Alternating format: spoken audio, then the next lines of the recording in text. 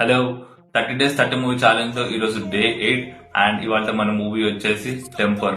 Puri Jagannadh direction లో ఎన్టీఆర్ ఇంకా కాజల్ నటించిన మూవీ ఇది 2015 ఫిబ్రవరిలో రిలీజ్ అయింది.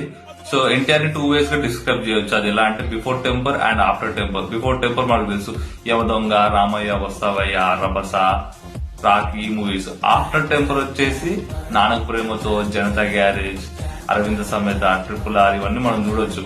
సో ఎన్టీఆర్ టెంపర్ తర్వాత ఎన్టీఆర్ ది చాలా ట్రాన్సిషన్స్ వచ్చాయి. ఎన్టీఆర్ లుక్స్ కూడా అదిరిపోయినాయి అనమాట టెంపర్ మూవీ తర్వాత.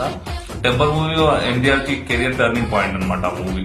So NTR the temper movie నాకు చాలా చాలా ఫేవరెట్ మూవీ అది.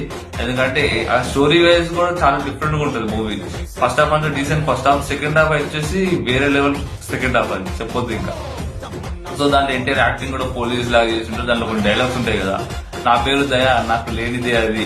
మళ్ళీ ఇంకా వేరే డైలాగ్ కూడా ఉంటుంది, పాస్వర్డ్ అని చెప్పేసి ఒక డైలాగ్ ఉంటుంది. అది ఏంటంటే నాకు నీకు ఈగో ఇంట్లో ఉంటుందేమో, నా చుట్టూ వైఫై లా ఉంటుంది, పేరు దయ, పాస్వర్డ్ పోలీస్ అని చెప్పేసి అంటాడు. చాలా పవర్ఫుల్ డైలాగ్ అది.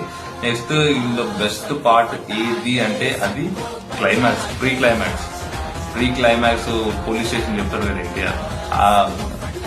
ప్రీతిని మానభంగం చేసి చంపింది నలుగురు కాదు, ఎవరు అన్నారు 5గురు, 5వ వాడు ఎవడో కాదు నేనే అని చెప్పేసి అంటాడు. అక్కడ మొత్తం షాక్ అసలు.